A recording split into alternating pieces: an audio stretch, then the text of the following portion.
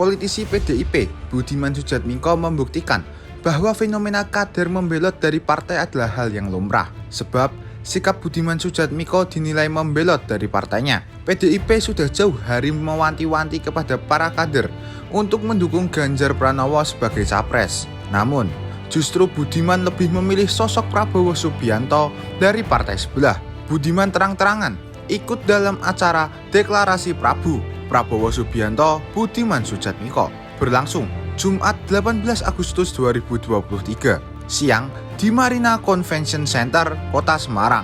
Ternyata sikap membelot tak dilakukan oleh Budiman seorang diri.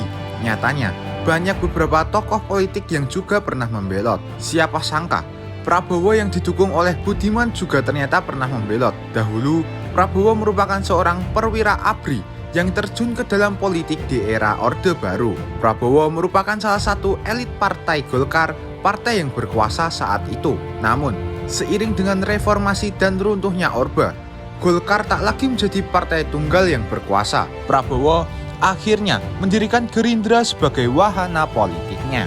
Senasib dengan Prabowo, sosok bos media Surya Paloh juga dahulu merupakan kader Golkar. Paloh akhirnya angkat kaki dari partai bersamaan dengan runtuhnya kekuasaan Golkar pada saat transisi reformasi. Ia akhirnya memilih untuk bergabung dalam Nasdem yang kala itu tergolong sebagai partai baru, yakni baru disahkan pada 2011 lalu. Kini, Paloh menikmati hasil dari pilihannya berpindah haluan ke Nasdem. Paloh sekarang menjadi ketua umum Partai Nasdem dan memperoleh kekuatan politik yang besar dari posisinya sekarang. Komisaris Utama PT Pertamina Basuki Cahaya Purnama alias Ahok ternyata 2 kali membelot kala ia masih berpolitik. Ahok dahulu merupakan salah satu kader ternama Golkar. Ia kemudian bergabung dengan Gerindra pada 2012.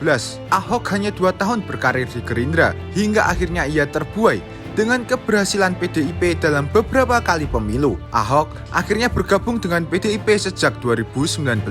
Guntur Romli alias Gun Romli merupakan satu dari segelintir kader PSI yang angkat kaki dari partai.